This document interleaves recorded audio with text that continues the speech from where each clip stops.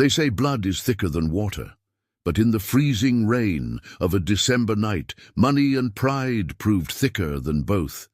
Ilara Vance lay on the wet asphalt, clutching two shivering bundles against her chest, her hospital gown soaked red. Just minutes ago, she was the lady of the manor. Now she was debris discarded by her own husband and mother-in-law for the crime of birthing twin daughters instead of a male heir. As her vision faded and the headlights of a mysterious black Maybach cut through the darkness, she thought death had come. She didn't know that the tall, dark figure stepping out of the car wasn't the Reaper. It was Alistair Thorne, the man the city feared, the king of the night, and he was about to change the world for her and her daughters. The labor had been long, a grueling 24 hours that felt like a lifetime inside the sterile, high-end suite of St. Jude's private hospital. The room smelled of antiseptic and expensive lilies, a scent Ilara would soon come to associate with betrayal. Ilara Vance, sweat plastering her dark hair to her forehead, looked up at her husband, Liam. He was pacing the floor, his designer loafers clicking rhythmically against the tile. He wasn't holding her hand. He wasn't whispering words of encouragement. He was checking his watch. "It's taking too long." Agatha, her mother-in-law, snapped from the corner armchair. She was a woman carved from ice and old money, clutching her pearls as if they were the only things keeping her upright. "The Vance legacy cannot wait all night, Ilara. We need the heir." "I'm trying," Ilara gasped, a fresh wave of contraction seizing her body. "Just push, Mrs. Vance," Dr. Sterling urged, though his eyes darted nervously toward Agatha. Everyone in the city knew the Vances. They owned half the real estate in New York and had politicians in their pockets. But more importantly, everyone knew Agatha Vance held the purse strings, and she only paid for results. A final guttural scream tore from Ilara's throat, followed by the sharp, piercing cry of a newborn. "It's out," Liam said, rushing to the doctor's side, bypassing Ilara entirely. "Is it him? Is it the boy?" The room went silent. Dr. Sterling hesitated, clearing his throat. "Congratulations, Mr. and Mrs. Vance. It's a beautiful baby girl." The air left the room. Liam's face fell, twisting into a mask of confusion and distaste. "A girl? Wait," the doctor said, handing the first baby to a nurse. There is another one coming." "Twins?" Hope reignited in Agatha's eyes. She stood up, her cane hitting the floor. The scan missed a twin. It must be the boy. The boy was hiding behind the girl, typical. The heir arrives last in grand fashion. Ilara didn't care about heirs or legacies. She just wanted her babies safe. She pushed again, fueled by a mother's instinct, until the second cry joined the first. It was a harmony of life, the most beautiful sound she had ever heard. "Well," Agatha barked. Dr. Sterling looked down, his face pale. Another girl, identical twin daughters. The silence that followed wasn't peaceful. It was violent. It was the sound of a guillotine blade hanging in the air. Agatha walked over to the bed, looking down at them not with pride, but with the kind of disgust one reserves for a rotted piece of fruit. "Useless," she hissed. "Defective." "Liam," Ilara whispered, reaching a trembling hand toward her husband. "Look at them, they're perfect, our daughters." Liam didn't look at her. He looked at his mother. "Mother, the trust fund. The stipulation for the grandfather's inheritance requires a male heir within 3 years of marriage," Agatha recited coldly. "Today is the deadline. You have failed, Liam, because she failed you." "I didn't fail," Ilara cried, tears mixing with the sweat on her face. "They are your children, Liam." "They are useless mouths to feed," Agatha roared, losing her composure. She turned to the doctor. "Get them out. I want them out of this suite. I am not paying for a deluxe recovery room for a failure." "Mrs. Vance, she just gave birth," Dr. Sterling protested weakly. "She needs rest." "She needs to leave," Liam spoke up, his voice devoid of warmth. He finally looked at Ilara, his eyes cold and dead. You promised me a son, Ilara. You lied." "I didn't lie. We didn't know." "Pack your things," Liam said, turning his back on her. "I'm initiating the divorce proceedings in the morning. You're cut off." "You can't do this," Ilara screamed as the nurses, looking terrified of the Vance family's wrath, began to unhook her monitors. "It's snowing outside. I have nowhere to go." "That," Agatha said, smoothing her skirt, "is not a Vance problem." 2 hours later, Ilara found herself on the sidewalk outside the hospital back entrance.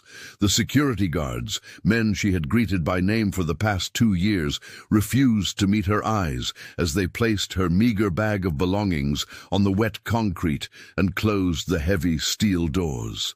The New York winter was unforgiving. A biting wind whipped through her thin coat. She hadn't even had time to change out of her maternity clothes properly. In her arms, wrapped in hospital blankets, were the twins. They were so small, so fragile. "I'm sorry," Ilara sobbed, shielding them from the sleet with her own body. "I'm so sorry." She began to walk. She had no phone. Liam had confiscated it, claiming it was under the family plan. She had no wallet. Her parents were dead, and her friends had been filtered out by Agatha years ago. She was entirely alone in a city of millions. She walked until her legs gave out, collapsing near the iron gates of a private park in the Upper East Side. The snow was falling harder now, covering her legs. The cold was seeping into her bones, replacing the pain of childbirth with a dangerous numbness. "This is it," she thought, her vision blurring. "We're going to die here." She looked down at the twins. They had stopped crying. That terrified her more than the cold. "Please," she whispered to the dark sky. "Anyone help us." As if in answer, a low hum vibrated through the ground. A pair of blinding LED headlights cut through the snow. A sleek black vehicle, a customized Maybach, unlike anything on the regular market, pulled up to the curb mere feet from where she lay. The back door opened. A man stepped out. He was tall, towering over 6', wearing a bespoke charcoal overcoat that cost more than Ilara's childhood home. His hair was black as a raven's wing, and his skin was pale, almost luminescent under the streetlights. But it was his eyes that caught her fading attention. They were a piercing, unnatural shade of violet. He didn't rush. He moved with a predatory grace, gliding over the snow rather than walking through it. An attendant held a large black umbrella over him, but the man ignored it, stepping into the sleet to look down at her. "Liam?" Ilara mumbled, delirious. "Liam Vance is a fool," the man said. His voice was deep, resonant, like a cello played in an empty hall. It commanded attention. "But his foolishness is my fortune." He crouched down. He didn't seem bothered by the freezing temperature. He took off a leather glove, revealing a hand with long, elegant fingers, and touched Ilara's cheek. His skin was ice-cold, yet it burned. "You have the scent of ancient blood," he murmured, more to himself than to her. He looked at the bundles in her arms. "And them, they smell of starlight." "Save them," Ilara managed to choke out. "Please." The man's violet eyes locked onto hers. "If I take you, Ilara Vance, there is no going back. You leave the world of men behind. You enter my world." "Anything," she whispered. "Just save them." He smiled, a sharp, dangerous expression that revealed canines slightly longer than average. "Very well." He scooped her up as if she weighed nothing. He held her and the babies in one arm, turning back to the car. "Sir," the driver asked, stepping out nervously, "we have the meeting with the council." "Cancel it," the man said, sliding into the leather interior with Ilara. "We have guests." As the warmth of the car enveloped her, Ilara looked up at her savior one last time, before darkness took her. "Who are you?" He smoothed the hair back from her forehead. "I am Alistair Thorne, and you, my dear, are finally safe." Ilara woke to the sensation of silk against her skin. For a moment, she panicked, her hands thrashing out, searching for the babies. "Where are—" "Peace," A soft voice came from the corner of the room. Ilara bolted upright. She was in a room the size of a ballroom, featuring a fireplace large enough to roast an ox. The curtains were drawn, heavy velvet, blocking out the day. Sitting in a wingback chair was Alistair Thorne, reading a leather-bound book. Next to him, in an ornate, double-sized Victorian crib, 2 babies slept soundly. "They are fed and changed," Alistair said, not looking up from his book. "My staff is quite efficient, though they haven't cared for infants in a few centuries." Ilara scrambled out of the massive bed, her legs wobbling. She rushed to the crib. The twins looked healthy, their cheeks rosy, wrapped in blankets that looked like they were spun from gold thread. She turned to Alistair, her heart pounding. "Thank you. I don't know how to repay you, Mr. Thorne." "Alistair," he corrected, finally closing the book. He stood up and the room seemed to shrink. "And you do not need to repay me yet. We have much to discuss." "I need to leave," Ilara said, reality crashing back in. "Liam, he'll come looking. If he finds out I'm here or that someone wealthy is helping me, he'll try to take them back just to spite me." Alistair laughed. It was a dry, humourless sound. "Liam Vance is currently busy explaining to his shareholders why his stock dropped 15% this morning." Ilara blinked. "What?" "I own the bank that holds the Vance family debt," Alistair said casually, walking over to a side table to pour a glass of deep red liquid. "I called in their loans at 9 a.m. By noon, they were scrambling to liquidate assets. By tomorrow, they will be desperate." "Why?" Ilara asked, stepping back. "Why would you do that for a stranger?" Alistair turned, holding the glass. "Because you are not a stranger, and your daughters, they are not normal children." Ilara's protective instinct flared. "What do you mean? They're just babies, aren't they?" Alistair moved with that blur of speed again, appearing instantly by the crib. He pointed a finger at the sleeping twins. "Look closely." Ilara looked. At first, she saw nothing. Then, as the twins breathed, she saw it. A faint rhythmic glow beneath their skin, pulsing in time with their heartbeats. It was subtle, silver blue, like moonlight trapped in veins. "What is that?" she gasped. "The mark of the Selene," Alistair whispered, a reverence in his voice that hadn't been there before. "Vampires cannot procreate. We are undead, but legends speak of a human bloodline so potent, so ancient, that it can bridge the gap between life and death. You carry that bloodline, and these children, they are the first Dampier queens born in a millennium." Ilara shook her head, backing away. "You're crazy. Vampires, queens, I just want to go to a shelter." "There is no shelter for you out there," Alistair said, his voice hardening. "Liam threw you out because he wanted a son to secure money. But Agatha threw you out because she sensed it. She sensed the power in these girls, and it terrified her. If you leave this house, the Vances won't just ignore you.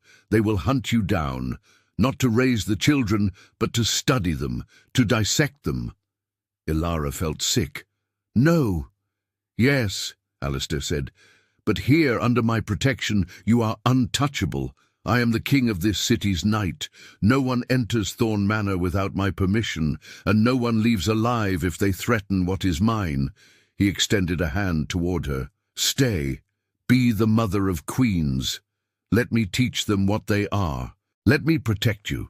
Ilara looked at her sleeping daughters, then at the man with violet eyes who had destroyed her ex-husband's finances before breakfast. She realized she had crossed a threshold the moment she got into his car. The old Ilara, the submissive housewife, died in the snow. She took his hand.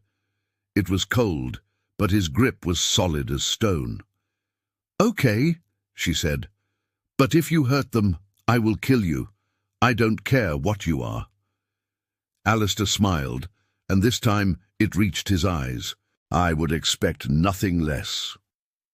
6 years had passed since the night of the snowstorm, and Thorn Manor had transformed from a cold, silent fortress into a home filled with the laughter of children, albeit children who could run faster than racehorses and charm a bird out of a tree with a single glance. Ilara stood on the balcony overlooking the sprawling estate gardens, watching Serafina and Isabella play. At 6 years old, they were breathtaking, possessing their father's dark hair, but Ilara's soft features.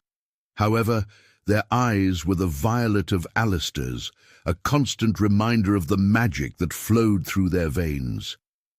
"They are getting faster," Alistair said, stepping out of the shadows behind her. He moved so silently that for the first year, Ilara would jump out of her skin. Now she simply leaned back, sensing his presence before he spoke. "Isabella broke a marble statue yesterday." Ilara sighed, though a smile played on her lips. She barely touched it. "Alistair, how long can we keep them hidden? They're asking about school, about other children." Alistair moved to the railing, his hand brushing against hers. The electricity between them had been a slow burn for 6 years, a dance of longing and restraint. He was the immortal king, and she was the mortal woman he had saved. Yet she had become the true mistress of this house. "The world is not ready for them, Ilara," Alistair replied, his face darkening. "And the Vances are still searching." Ilara stiffened. "You said you ruined them." "I did. Liam is a drunkard living in a distinctively average apartment in Queens. Agatha had to sell the estate, but hatred is a powerful fuel. Agatha has been seen meeting with unsavory characters, people who specialize in the occult." "Hunters?" Ilara whispered.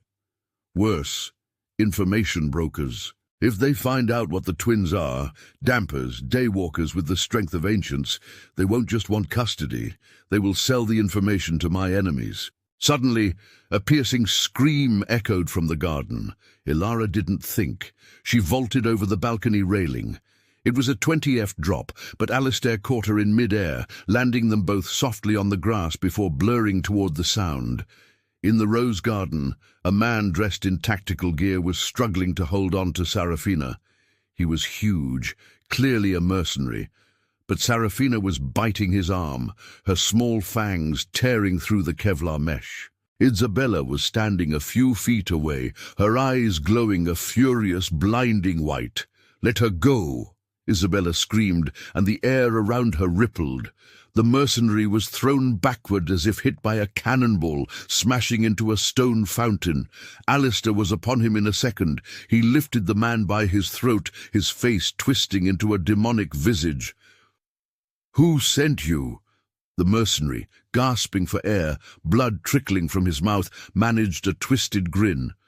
"The grandmother sends her regards." Alistair snapped the man's neck with a flick of his wrist, dropping the body with disdain.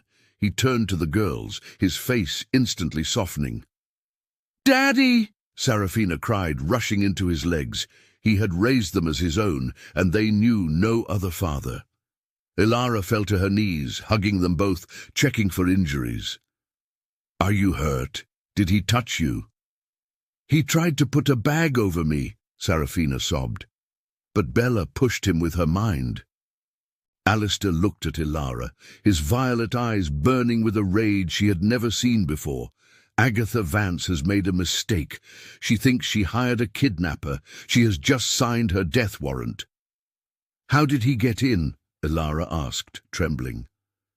"The wards? He was human," Alistair said, his voice ice-cold. "Humans can bypass the blood wards if they are invited. Someone on my staff betrayed us." He pulled a phone from his pocket, dialing a number. "Marcus, prepare the jet and send a cleaning crew to the garden. We are leaving New York tonight." "Where are we going?" Ilara asked, standing up, her maternal fear hardening into resolve. "To the council in London," Alistair said. "It is time we stopped hiding. If Agatha wants a war, I will show her what a king looks like when his family is threatened. But first, we must face the politics of my kind." "I'm coming with you," Ilara stated. It wasn't a question. Alistair looked at her, The fragile woman he had found in the snow was gone. In her place was a queen ready to defend her young. "I wouldn't have it any other way," he said. The Under-Council of London was not a dungeon, but a hyper-modern skyscraper in the financial district, protected by magic so potent that humans simply didn't notice the building existed. Ilara walked into the grand chamber, flanked by Alistair. She wore a gown of midnight blue silk, her head held high. The twins held her hands, looking around with wide, curious eyes. The chamber was a circular amphitheatre. In the centre sat the council of 7 ancient vampires who dictated the laws of the night. "Alistair Thorne!" a voice boomed. It came from the central seat occupied by Victor Draven, a vampire with skin like parchment and eyes like black pits. He was Alistair's oldest rival, a stickler for the pure-blood laws. "You bring mortals into the sacred hall. This is a violation." "I bring my family," Alistair announced, his voice echoing off the marble walls. "And I bring a warning." "A warning?" Victor sneered. "You have been absent for 6 years, Thorne, playing house. We hear rumors of abominations." "Careful, Victor," Alistair growled, his hand resting on the hilt of a sword he had belted to his waist. A ceremonial weapon, but lethal. "Show us the children," a female council member, Cyrilla, commanded. She leaned forward, her red eyes narrowing. "Let us see if the rumors of the Day Queens are true." Ilara tightened her grip on the girl's hands. "They are not exhibits." Victor laughed, a dry, scratching sound. "The pet speaks. How quaint." "She's not a pet," Alistair said, stepping forward, his aura flaring so violently that the lights in the room flickered. "She is my mate." A gasp ran through the gathered crowd of vampire aristocrats in the gallery. For a king to claim a human as a mate was rare. For him to claim one who had borne children was unheard of. "And the children," Victor pressed, "are they yours? We know you cannot sire, Thorne." "They are of my blood by adoption, and of my protection by law," Alistair declared.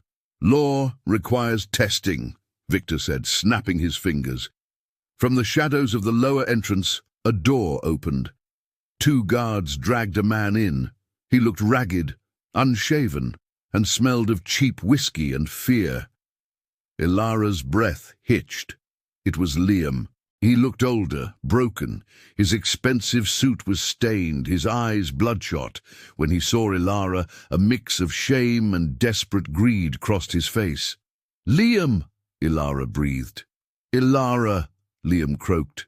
He looked at the twins, and for a second there was no recognition. Then he saw their expensive clothes, the way they stood. "My girls." "They are not yours," Ilara hissed. "You threw them away." I made a mistake," Liam stammered, looking up at Victor Draven nervously. Mr. Draven said. "He said if I claimed them, I could have the money back, the estate, everything. You see," Victor smiled, spreading his hands, "the biological father is here. By human law and by the Treaty of 1892 regarding human interference, the father has rights. If he demands the children, we must release them to him to avoid exposure." "He abandoned them to die in the snow," Alistair roared. "He has no rights. I want my daughters," Liam recited, his voice trembling as he looked at the piece of paper Victor had clearly given him. I demand custody." "There," Victor said, looking satisfied. "Hand them over, Thorne, or be declared a traitor to the blood." Alistair's hand tightened on his sword. He was ready to slaughter every vampire in the room, but there were hundreds of guards. It was a trap. "No!" a small voice rang out. It was Serafina. She let go of Ilara's hand and stepped forward. "Little girl," Victor sneered, "go to your father." "My father is standing next to me," Serafina said, pointing to Alistair. Then she looked at Liam. "You are just the man who left us." "Insolent brat!" Victor hissed. "Guards, seize them!" 3 vampire guards rushed the platform. "Close your eyes, Ilara!" Alistair shouted, drawing his blade, but he didn't need to strike. Isabella stepped up beside her sister. The twins joined hands. The air in the room suddenly dropped 50 degrees. Frost crawled rapidly up the walls. "Leave us alone!" the twins screamed in unison. It wasn't a normal scream. It was a sonic wave of pure power. The windows of the skyscraper blew out, shattering outward into the London night. The 3 guards were lifted off their feet and slammed against the far wall with bone-breaking force. But the most terrifying thing happened to Victor. The twins looked at him, their eyes glowing with that blinding celestial light. Victor Draven, an ancient vampire of 800 years, shrieked as his skin began to smoke. "Sunlight!" Cyrilla gasped, shielding her eyes. "They are projecting sunlight!" Dampiers were rare, but Dampiers who could channel the power of the sun, the one thing that could kill a vampire, were myths. They were living weapons. Victor fell back into his throne, his face blistered. "Stop! Make them stop!" Alistair placed his hands on the girl's shoulders. "That is enough, my loves." The light faded instantly. The room was silent, save for the wind howling through the broken windows. Liam was cowering on the floor, sobbing in terror. Alistair looked at the council, his violet eyes triumphant. "You wanted to test them," Alistair said coolly. "Test complete." He walked over to Liam, who was curling into a ball. Alistair didn't kill him. He simply leaned down and whispered, loud enough for the room to hear, "Go back to Agatha. Tell her what you saw. Tell her that if she sends anyone else, I will not send them back in a body bag. I will send them back in an urn." He stood up and faced the terrified council. "My daughters are the future of our race. They can walk in the sun, and they can bring the sun to you. Acknowledge them as my heirs. Does anyone object?" Victor Draven, nursing his burns, shook his head rapidly. "No objection." "Hail the Queens! Hail the Queens!" the council chanted, fear replacing their arrogance. Ilara pulled her daughters close, her heart hammering against her ribs. They had won the battle, but she looked at the fear in the eyes of the council members. They were safe for now, but power like this attracted enemies far worse than Agatha Vance. As they walked out of the chamber, Alistair leaned close to Ilara. "We must go to the sanctuary in the Alps. Victor surrendered, but he will plot. And Agatha is just a puppet. Someone gave her the information to find that mercenary, someone who wants the girls for a weapon." "Who?" Ilara asked. "The only thing older than the vampires," Alistair said grimly. "The Order of the Silver Cross. And now they know exactly where we are." The sanctuary was a fortress carved directly into the granite face of the Swiss Alps, accessible only by a bridge of ice and ancient magic. For centuries, it had been the panic room for the vampire elite. But as Alistair stood on the ramparts, looking down into the valley, he saw the flickering lights of a modern army. "They found us fast," Alistair muttered, the wind whipping his dark coat around him. Ilara stood beside him, dressed in heavy winter furs, a stark contrast to the hospital gown she wore the night they met. "Is it the council? Did Victor betray us?" "No," Alistair said, his eyes narrowing as he tracked the movement below. "Victor fears the girls. This is human arrogance mixed with fanaticism. It is the Order of the Silver Cross." Suddenly, a deafening boom echoed through the valley. A missile, guided by thermal imaging, slammed into the invisible energy shield protecting the fortress. The sky rippled like a disturbed pond, glowing orange. "They have shield breakers," Alistair hissed. "Go to the panic room, Ilara. Take the girls." "No," Ilara said, pulling a silver dagger from her belt, a weapon Alistair had trained her to use over the last few years. "I am done running. If they want my daughters, they have to go through me." Down in the valley, the front line of the Order began the ascent. Leading them was a massive tank-like vehicle. Inside the command center sat Commander Silas, a man with a scarred face and a fanatic's gleam in his eye, and sitting nervously beside him was Agatha Vance. "You said we would just capture them?" Agatha shrieked, clutching her mink coat. "You're bombing a mountain. My son says you promised to retrieve the girls so we could rehabilitate them." Silas laughed, checking his weapon. "Rehabilitate, Mrs. Vance? You provided the funding and the genetic tracking data from the hospital records. Your part is done. Those abominations are not going to be raised. They are going to be dissected to create a serum that wipes out the vampire race. And the mother, she's collateral damage." "Collateral damage?" Agatha stood up, her face pale. "Ilara, you're going to kill Ilara." "She bred with monsters," Silas spat. "She is tainted." Agatha felt the world spin. She had hated Ilara for being poor, for not producing a male heir, but she never wanted her dead. And the girls, she had seen the footage from the London Council. They were powerful. She had thrown away gods to chase a legacy of dirt. "Stop this!" Agatha lunged for the controls. Silas didn't even look at her. He backhanded her with a gauntleted fist. Agatha flew across the metal room, hitting her head against the bulkhead. She slumped to the floor, her vision fading, realizing too late that her greed had led her into the den of a wolf, far worse than any vampire. Up at the fortress, the shield shattered. "They're breaching!" Alistair roared. "Guards, hold the gate!"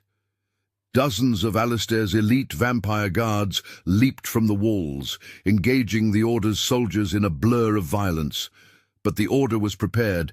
They fired UV light bullets and nets made of silver. Vampires burst into ash upon contact. Alistair was a whirlwind of death, his sword moving faster than the eye could follow, cutting down soldiers, but there were too many of them. A breach charge blew the main doors open. Silas stepped through the smoke, flanked by heavy infantry. "King of the Night," Silas bellowed, "your reign ends today." He raised a heavy cannon aimed directly at Alistair. "No!" The scream didn't come from Ilara. It came from the twins, Serafina and Isabella, who had escaped their nanny and run into the courtyard. "Don't touch our father," Isabella cried.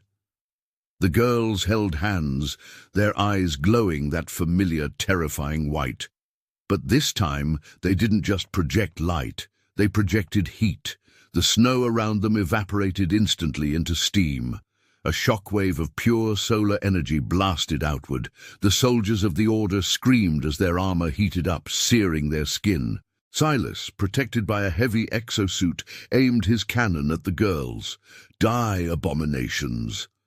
Ilara saw it. She didn't think. She didn't calculate.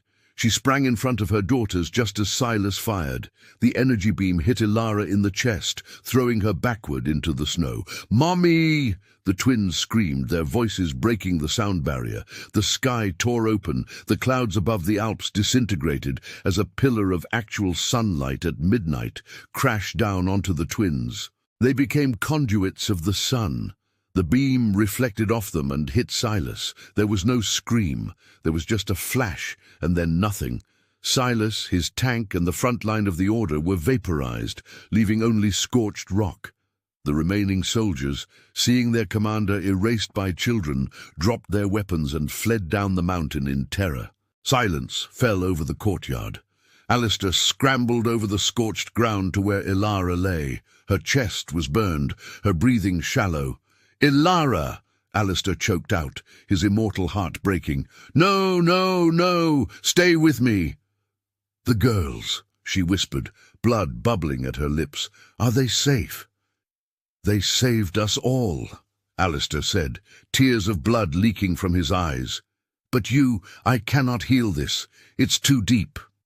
The twins ran over, falling to their knees in the snow. "Mommy, Mommy, get up!" "I love you," Ilara whispered, her eyes losing focus. "My beautiful queens." Her hand went limp. "No!" Alistair roared to the heavens, a sound of pure agony. "Wait!" Serafina sniffled, wiping her eyes. She looked at Isabella. "Bella, the bond. We can share." Isabella nodded, her face solemn. "What are you doing?" Alistair asked, watching the girls place their glowing hands on Ilara's wound. "We are half life and half death," Serafina said, her voice echoing with a power far beyond her years. "We can take the death away." The silver-blue light that usually flowed in their veins poured out of them and into Ilara. The sisters gasped, their skin turning pale as they gave their own vitality to their mother. "Stop! It will kill you!" Alistair yelled. "It won't," Isabella said through gritted teeth, "because we are strong like Mommy." A blinding flash engulfed them. When it faded, the burn on Ilara's chest was gone, replaced by a mark, a silver crescent moon. Ilara gasped, her eyes snapping open, but they weren't brown anymore. They were a shimmering, iridescent violet, just like Alistair's. The silence on the slopes of the White Mountain was absolute. The soldiers of the Order of the Silver Cross were gone, reduced to atoms by the celestial wrath of 2 7-year-old girls. But in the center of the scorched courtyard, a different kind of magic was settling. A magic ancient, quiet and profound.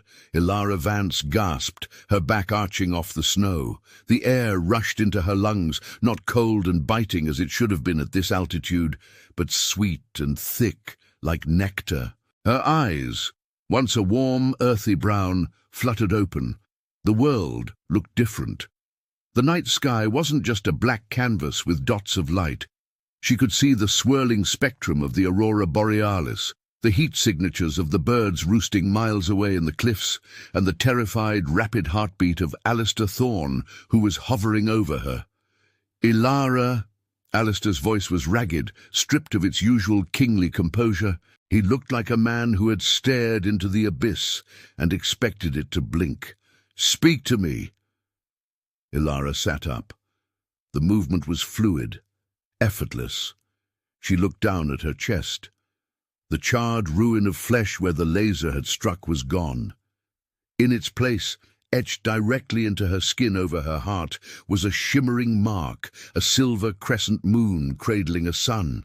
It pulsed with a soft, rhythmic bioluminescence, syncing perfectly with the twins who lay unconscious in the snow beside her. I'm alive," she whispered. Her voice sounded melodious, carrying a resonance that vibrated in Alistair's chest. "Alistair, I can feel them. I can feel their dreams." She reached out, touching Serafina and Isabella. The moment her skin made contact, color rushed back into the girl's pale cheeks. They weren't just her daughters anymore. They were her life source, and she was their anchor. The forbidden ritual the children had instinctively performed hadn't turned her into a vampire, nor had it left her human. It had forged her into something the supernatural world had not seen in eons. Osto Solis, a guardian of the sun. Alistair watched the scene, his violet eyes wide with awe. "You are not just alive, Ilara. You have been reborn." While Ilara was being reborn in the Alps, the world of Liam Vance was disintegrating in a dingy law office in downtown Manhattan 2 days later. The room smelled of stale coffee and impending doom. Liam sat in a chair that had a wobbly leg, wearing a suit that hadn't been dry-cleaned in weeks. Across from him sat Mr. Henderson, the family's longtime attorney who was currently sweating profusely. "What do you mean, gone?" Liam demanded, his hands shaking. "Mother went to Europe to secure an investment. She said the order would fix everything. She said we'd have the trust fund back by the end of the week." Henderson loosened his tie, refusing to meet Liam's eyes. "Mr. Vance, Agatha Vance is confirmed deceased. Her remains were identified partially at a site in the Swiss Alps, but that is the least of your problems." "The least?" Liam laughed hysterically. "My mother is dead. The authorities are calling it a military accident involving unauthorized paramilitary groups," Henderson recited from a paper. "But the financial fallout is total. The loans your mother took out to fund this expedition were secured against everything. The estate, the portfolio, your personal accounts, even this building we are sitting in." "But the insurance—" Henderson cut him off. "There is a clause regarding acts of terrorism and supernatural engagement." The bank that holds the note has foreclosed on everything, effective immediately. Which bank? Liam stood up, slamming his hands on the desk. Who is doing this to us? Henderson slid a single piece of black paper across the desk. Embossed on it in silver foil was a crest, a thorn wrapped around a rose. Thorn Holdings, Henderson whispered. Alistair Thorn. He owns it all, Liam. He owns the house you grew up in. He owns your car. He even bought the debt on your credit cards this morning. You are bankrupt. Completely. Liam stumbled back, the room spinning. He remembered the tall man in the snow 7 years ago. He remembered the cold dismissal in the London Council. He threw me away, Liam thought. I threw away my wife and daughters for money, and now the man who took them has taken the money too. Get out, Henderson said, his tone shifting from professional to pitying. The eviction notice for your apartment was served an hour ago. You have nowhere to go, Mr. Vance. Liam walked out onto the streets of New York. It was raining a cold, miserable drizzle that soaked him to the bone. He wandered for hours, numb, until he found himself standing in front of an electronics store window. A row of televisions was tuned to a global news network. The headline wasn't about the economy or politics. It was a special report on the mysterious gala of the century happening in London, hosted by the elusive billionaire Alistair Thorn. The camera zoomed in on a balcony. Standing there, looking more radiant than any movie star, was Ilara. She wore a dress that looked like woven moonlight. She was laughing, holding the hand of a man who looked at her as if she were the only person in the universe. Liam pressed his hand against the cold glass of the shop window. He looked at his own reflection, gaunt, unshaven, broken. Then he looked at Ilara. She was a queen. He was a ghost. He sank to the sidewalk, the rain mingling with the tears of a man who finally realized that karma wasn't just a concept. It was a hammer, and he was the nail. 3 months had passed since the siege in the Alps. Thorn Manor had been not only restored, but transformed. The damage caused by the years of hiding was gone. The heavy, dark drapes that once blocked out the sun were replaced with charmed glass that filtered UV light, allowing the Dampier twins to play indoors during the day without blinding the vampire staff. Ilara stood in front of a floor-to-ceiling mirror in the master suite. The woman staring back was unrecognizable from the shivering girl in the hospital gown 7 years ago. Her skin had a pearlescent sheen, flawless and unaging. Her movements were sharp, precise. She had spent the last 90 days training with Alistair's captain of the guard. She had learned that her new bond with the twins gave her enhanced speed and strength.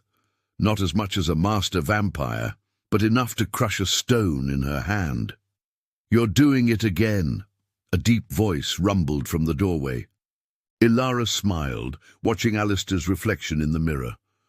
"Doing what?" "Analyzing yourself for flaws," Alistair said, walking into the room. He was dressed in ceremonial armor, black leather molded to his chest, adorned with silver pauldrons. He looked dangerous and regal. "You will find none. You are perfect."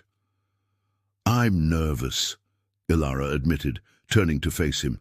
"Tonight isn't just a party, Alistair. It's a statement. The Council of Seven, the Lycan ambassadors, the Warlock High Circle, they're all going to be downstairs. They're coming to judge us." "Let them judge," Alistair said, stepping close and taking her hands. His touch was cold, but it sent a warmth through her bond. "They are coming to bend the knee. We defeated the Order. We possess the only daywalkers in existence. And you? You are the first human to ever be bonded to the bloodline of the sun." "I'm not human anymore," Ilara whispered, touching the mark on her chest. "No," Alistair agreed softly. "You are something more. You are the bridge between the day and the night." Suddenly the door burst open. "Mama! Papa!" Serafina and Isabella rushed in. At 7 years old, they were already tall for their age, their intelligence rapidly outpacing human norms. They were dressed in matching gowns, Isabella in deep velvet blue, Seraphina in shimmering silver. Their violet eyes were bright with excitement. "Marcus says there are wolves in the garden," Isabella squealed. "Can we pet them?" "Those are the Lycan ambassadors, Bella," Elara laughed, kneeling to fix her daughter's hair. "And no, you cannot pet the diplomats unless they ask." "Are we ready?" Alistair asked, looking at his family. The darkness that had plagued him for centuries, the loneliness of immortality, was gone. The room was full of light. "We are ready," Seraphina said, her face turning serious. She grabbed her sister's hand. "We are strong." "Then let us show them," Alistair said. The grand ballroom of Thorn Manor was a sea of power. The air crackled with magic. On the left, the vampire clan stood in their archaic finery, sipping synthetic blood from crystal flutes. On the right, the Lycan pack stood in uncomfortable tuxedos, their golden eyes darting around the room. In the center were the warlocks and sorcerers draped in robes that shifted color. Tension was high, the supernatural world was fractured. The defeat of the Order had created a power vacuum, and everyone was waiting to see who would fill it. A trumpet sounded, not a recording but a live blast from a skeletal musician on the balcony. "Presenting!" the herald's voice boomed, magically amplified to shake the walls. "The Lord of the Night, Alistair Thorn, and the Lady of the Dawn, Elara Vance." The double doors at the top of the grand staircase swung open. A hush fell over the room. It wasn't just respect, it was fear. Alistair and Elara stood at the top of the stairs. They were a study in contrast. He was the embodiment of shadow, she was the radiance of light. As they descended the stairs, the twins walked behind them, holding the train of Elara's dress. Victor Draven, the treacherous vampire councilman who had once tried to take the children, stepped forward. His face was a mask of forced politeness. "Alistair," Victor bowed, though his eyes lingered warily on Elara. "A magnificent gathering, but we must discuss the leadership of the council. With the Order gone, there is talk of a new treaty." "There will be no treaty, Victor," Alistair said, his voice carrying to every corner of the silent room. He stopped at the bottom of the stairs, Elara by his side. "No treaty?" Victor bristled. "Then what do you propose? Anarchy?" "I propose a monarchy," Alistair said calmly. Gasps rippled through the crowd. The vampires hadn't had a king in 1,000 years. "You overreach, Thorn," an alpha growled, stepping forward. "We will not bow to a vampire dictator." "You won't be bowing to me," Alistair said. He turned to Elara and the twins. "You will be bowing to the future." Alistair gestured to the twins. Seraphina and Isabella stepped forward. They didn't need to be told what to do. They felt the challenge in the room. They let down their mental shields. The room was instantly flooded with a wave of pure power. It wasn't violent. It was overwhelming. It felt like the pressure of the ocean and the heat of the sun combined. The Lycan Alpha's knees buckled. Victor Draven hissed, shielding his eyes as the girl's skin began to glow with soft white light. "These children," Alistair announced, "are the balance. They are the proof that we can coexist. They defeated the Order not with darkness but with light, and their mother." Alistair turned to Elara. The crowd watched him. He didn't just take her hand. He went down on one knee. For the second time in his life, the king knelt. But this time it wasn't in the snow of a hospital parking lot. It was on the marble floor of his ancestors. "Elara," Alistair said, pulling a small velvet box from his tunic. 7 years ago you asked me who I was. I told you I was Alistair Thorn, but I didn't tell you what I was." "And what are you?" Elara asked, her heart hammering against her ribs, tears pricking her eyes. "I'm a man who was lost in the dark until you turned on the light," Alistair said. He opened the box. Inside sat a ring that defied description. It wasn't metal. It looked like liquid starlight, frozen into a band, holding a diamond that was black at its core, but shone with violet fire.